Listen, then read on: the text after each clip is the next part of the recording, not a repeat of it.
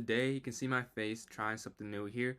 Let's get into this recap. Thank you for watching this vid. So let's go. It says 2007, but I'm like 2022 now. This is one of the games en route to gaining rating. If I could get to the okay. So they play D4 and I play D5. Now this is a normal queen's pawn opening, as you see on the screen. Actually, they go bishop to G4, G5. So it's not a normal one. I'm sorry. Let's a little bit see attack. Now I've actually played an over the board tournament where I lost this opening just because I just never seen it before. Now the way to go about it is actually a C5 is the best move. I play H6, book move, and then here I mess up bishop F5. As you see on the computer screen, that's why I like the computer better. C5 is the best move. And I just did not know. I don't play this. I played D4, D5, but when I played on the white side, I usually did the Queen's Gambit or the London system. So the attack, I just don't see very often. It's not played a whole lot. Although it says I played Queen's Pawn opening. I played 45% win percentage. So I don't do amazing on the black side of this. But they go bishop H4, and then I go bishop F5, and then they go E3. After E3, I go A6, which is an inaccuracy. I should have went C6. I do go C6 quite frequently. Sometimes I don't want to just because that knight doesn't have a square if I do that. But here it doesn't make sense because I usually do that in the thought process of blocking in my bishop. But here, as you see, my bishop's already on F5. So that, I don't know why I was thinking that. But it's a blitz game, so as you see what the time is spent. They go bishop to D3. I know this was an inaccuracy. I took it, should have won my queen for it. They take, and then I bring my knight to D7. Now knight to D7 to allow knight to F6, just because if I go here without going knight to F6 first, they take and they take back with the pawn, and then I will lose. I'll have two double pawns, which is not ideal. They bring their knight to D2, and then I bring my knight to F6 as I said, setting up that move with the knight on D7.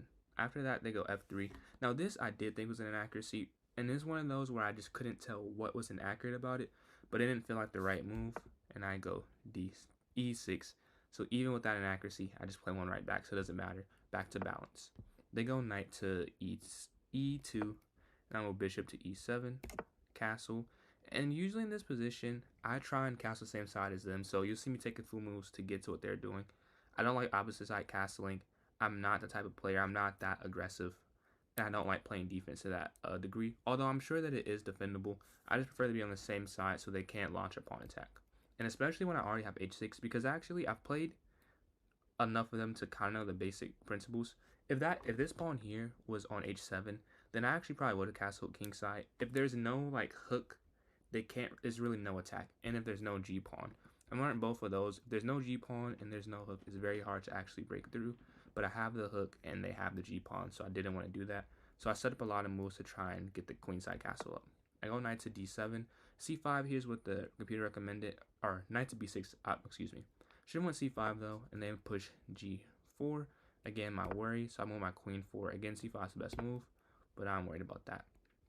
And push G5, which I didn't understand, because they could have done, I don't know if there are any moves that could stop me from castle. Like maybe, I don't know, bring their knight to C3 or push in the center. But this just seemed dumb because I just take, then I get the queenside castle. Should have offered a queen trade, but just queenside castle, playing it safe, and move their knight forward, aiming on that C5 square.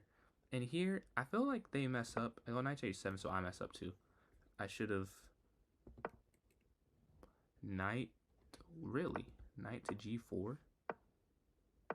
I would have never seen that. Wow, that's excellent. Oh, because a queen fork. Wow, yeah, that does work. Okay. It's cool to see the whole line play out. I would have never seen that though. But after that miss knight to H7, they take. And here I thought they do go knight to C5. And I bring my knight back to offer a trade, and they push B4.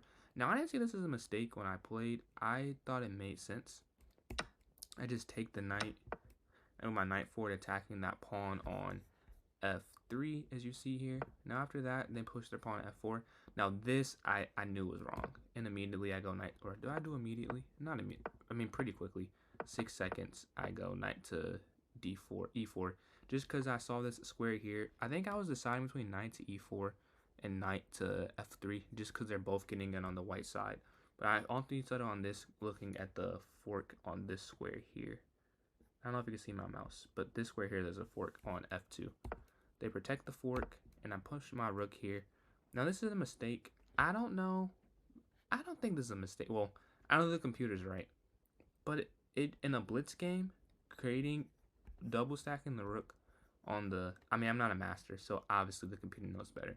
But I just think this makes sense. Like I don't feel like this was. I guess I'm still winning, so it wasn't that big of a mistake. But the queen over, I would have never played queen. I did consider queen over. The reason I didn't was because I didn't want them to push the h pawn forward. Although I guess they couldn't even go h4, but I imagine they could have won h4. I just missed that calculation. So I plant my rook, and then I'm thinking of potential, their pins on this rank. They move their knight to to c3.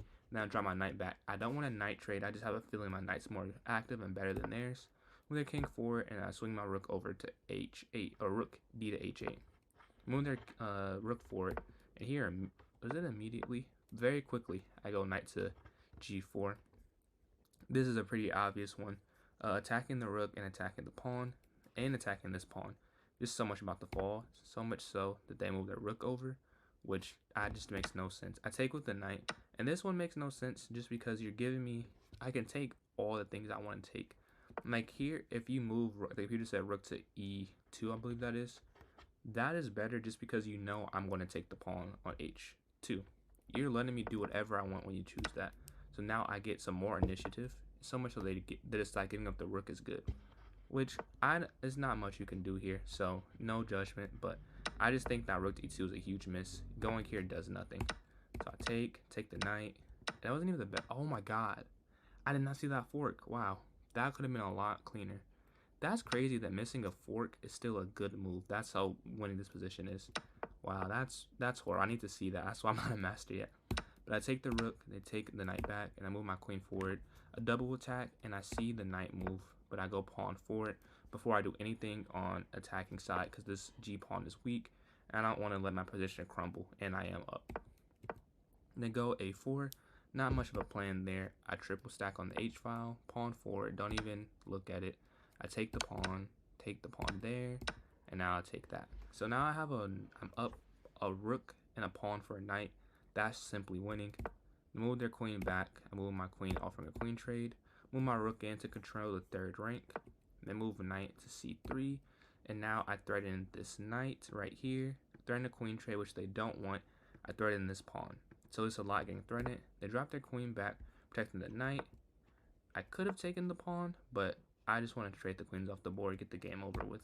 Offer the queen trade, take. Pawn goes to a5. Doesn't really matter.